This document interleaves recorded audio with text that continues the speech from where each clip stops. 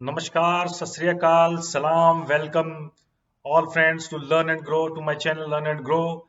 आज जैसा कि आप टॉपिक देख पा रहे हैं, हम बात करने वाले हैं गैस कंपनी की। गैस से सोना होगा फंडामेंटल्स मजबूत। दोस्तों, हमारे चैनल का मोटो यही है कि आपके पोर्टफोलियो में बेस्ट शेयर रहें और उनको राइट टाइम क्या है बाय करने का।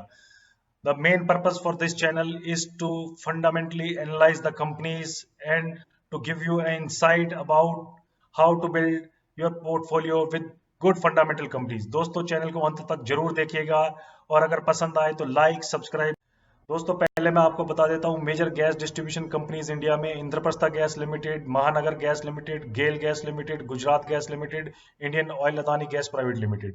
तो आज हम जिस कंपनी का एनालिसिस करने वाले हैं वो हम सबकी प्यारी है इंद्रप्रस्था गैस लिमिटेड।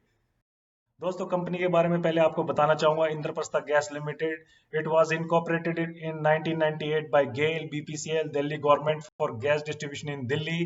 पहले इसने जो स्टार्ट किया था वो दिल्ली एनसीआर में किया था। उसके बाद इसने हरियाणा, यूपी और राजस्थान के भी कुछ पार्ट्स में अब सप्लाई स्टार्ट कर दी है। मेजरली जो इसके प्रोडक्ट हैं, compressed natural gas, pipe natural gas और कमर्शियल और इंडस्ट्रियल यूजेज के लिए यूज होने वाली गैस है। दोस्तों, सीएनजी को आप लोग सब जानते होंगे क्योंकि ऑटोमोबाइल्स में आजकल जो है इसका प्रचलन बढ़ता जा रहा है और सीएनजी जो है एक ऐसा सोर्स बनता जा रहा है कि लोग उसको प्रेफर कर रहे हैं सीएनजी को। पाइप नेचुरल गैस ये एक मोनोपोली है इसकी दिल्ली में सीएनजी और पीएनजी में, क्योंकि यही एक ऐसा इंडिविजुअल सप्लायर है जो कि इस कंपनी जो कि गैस सप्लाई करता है दिल्ली एनसीआर में। दोस्तों, कंपनी का फ्यूचर देखते हुए ऐसा लगता है कि नेक्स्ट 5 to 7 years में India is going to be a gas based economy और इस कंपनी का future from their business view point I can look from here that it is going to be a very good future for this company. Now I am coming to the key factors. दोस्तों, मैं आपको पहले बता दूं कि बहुत सारे analysis करने वाले जो लोग हैं वो बहुत सारे पैरामीटर्स देखते हैं और फिर कंफ्यूज हो जाते हैं। जो कंफ्यूज ना होने के लिए मैंने यहाँ पे 7 पैरामीटर जो है वो निकाल के रखे हैं जो कि बिल्कुल की पैरामीटर्स हैं किसी कंपनी को फंडामेंटली एनालाइज करने के लिए। तो वन बाय वन एक बार 7 पॉइंट्स को मैं आपके सामने एक्सप्लेन करता हूँ। पहला है DE, debt to equity ratio. Debt to equity ratio क्या होता है कि किस डेट का मतलब होता है किसी कंपनी ने कितना लोन लिया हो, इक्विटी उसके पास कितना पैसा है। तो debt to equity ratio ideally किसी कंपनी के लिए जीरो होना चाहिए, बट अगर जीरो नहीं है तो it should be less than 1 for a fundamentally strong company. ROE की बात करते हैं, रिटर्न ऑन इक्विटी की। रिटर्न ऑन इक्विटी का मतलब है कि कंपनी ने जो पैसा बनाया लगाया है उस पर वो कितना पैसा कमा रही है। तो दोस्तों, it should be greater than 20%। अगर एक कंपनी जो है फंडामेंटली, अगर मैं कहूं कि सही कंपनी है। कम बात करते हैं पी की। P is price to earning ratio. तो it should not be high, it should not be low, it should be benchmark with the industry P. कहने का मतलब ये है दोस्तों, अगर प्राइस बहुत ज्यादा है और अर्निंग बहुत कंपनी है तो अर्निंग बहुत कम है तो कंपनी जो है प्रीमियम पे चल रही है। अब बात करते हैं प्रमोटर शेयर की। प्रमोटर शेयर मैं कहता हूं कि हाई प्रमोटर शेयर होना चाहिए और जीरो प्लेजिंग होनी चाहिए। प्लेजिंग से मतलब है मेरा दोस्तों कि प्लेजिंग क्या होता है कि कंपनी जो है अपने कुछ शेयर प्लेज करती है बैंक को या किसी फाइनेंशियल इंस्टीट्यूशन को, ताकि उसको फाइनेंशियली या मॉनेटरी बेनिफिट मिल सके। नंबर ऑफ शेयर्स, जो इक्विटी शेयर जो इश्यू करती है company, that should be lesser in quantity. That means there are chances कि company is in strong position. Intrinsic value, दोस्तों this is the key point. ये एक बहुत की और महत्वपूर्ण पॉइंट है कि what is the intrinsic value. Intrinsic value क्या होता है? Fair value of a company share and this can be just based on the financial parameters. उस कंपनी के फाइनेंशियल जो आ रहे हैं उसकी वजह से उसकी इंट्रिंसिक वैल्यू निकल के आती है। अब बात करते हैं दोस्तों मैनेजमेंट की, द प्रमोटर्स और सीईओ। ये एक ऐसा की पॉइंट है जो किसी भी फंडामेंटल इन्वेस्टर को जरूर देखना चाहिए कि उसके प्रमोटर कौन कौन है और what is the vision, what is the mission or what is the roadmap of that those promoters for that company in the next 5 to 10 years. So the intention of promoter is very crucial in long term perspective of the company.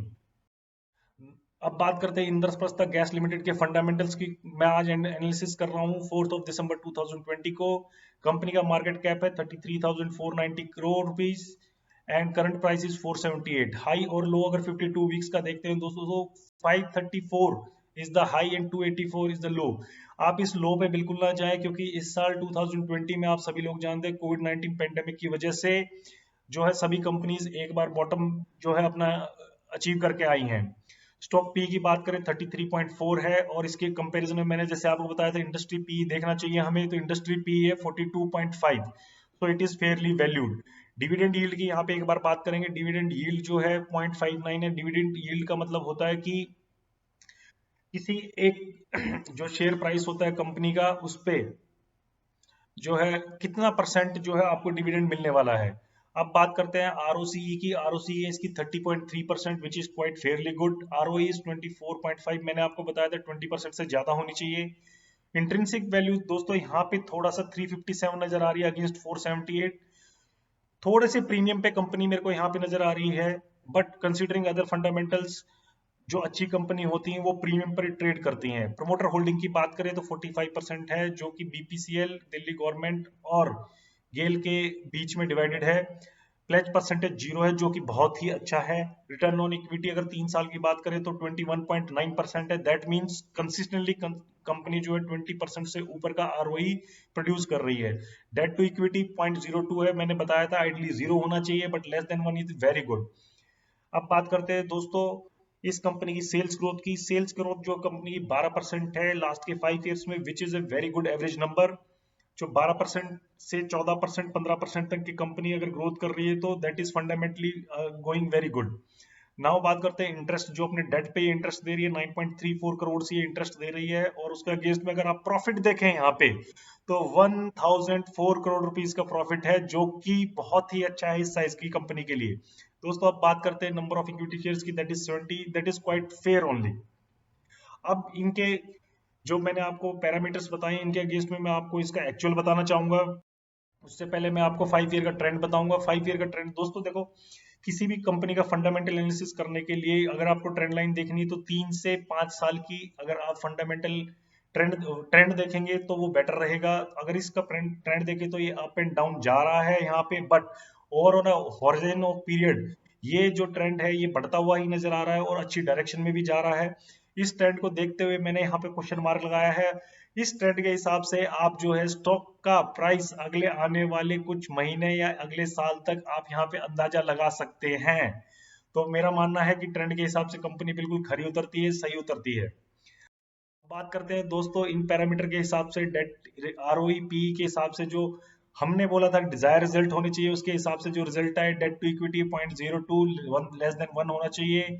24.5 जो है ROE आ रहा है, जो कि 20% से greater है, जो कि हमारा जो है बेंचमार्क्स जो हमने सेट किया है उससे ज्यादा है। उसके बाद अगर हम बात करते प्राइस टू अर्निंग की, 34.6 है, इंडस्ट्री का 43.9 है, तो वहां पे भी ये सही उतरता है। जीरो प्लेजिंग ऑफ प्रमोटर, तो यहाँ पे भी जीरो प्लेजिंग है। नंबर ऑफ शेयर भी फेयरली गुड है। इंट्रिंसिक वैल्यू मैंने आपको बताया थोड़ा सा प्रीमियम पे ट्रेड कर रही है, बट उसकी चिंता ना करें, कंपनी फंडामेंटली स्ट्रांग है तो प्रीमियम पे होती है। अब बात करते हैं मैनेजमेंट की। मैनेजमेंट का विजन भी अच्छा है और मोनोपोली में काम कंपनी कर रही है, इकोनॉमी मोट इसके पास है। दोस्तों हमारे फंडामेंटल एनालिसिस पे कंपनी सही उतरती है, तो मेरा fundamentally judgement is thumbs up, because इसको थम्स अप मिले हुए हैं। हमारा मोटो यही है, सही निवेश सही दिशा। तो दोस्तों जुड़े रहिए चैनल लर्न एंड ग्रो से, और अगर हमारा चैनल आपको पसंद आया है तो उसको लाइक करें, सब्सक्राइब करें और शेयर करें। बट एक बात मैं अभी फिर भी आपसे कहना चाहूंगा, किसी भी कंपनी में निवेश करने से पहले अपने फाइनेंशियल एडवाइजर की सलाह जरूर लें। मेरा ये वीडियो जो है ये एजुकेशनल पर्पज से है। Thank you for watching learn and grow. Request you to please subscribe and comment in the comment box for if you want the analysis of any share in your portfolio or you want to add any share in your portfolio. Thank you very much, friends.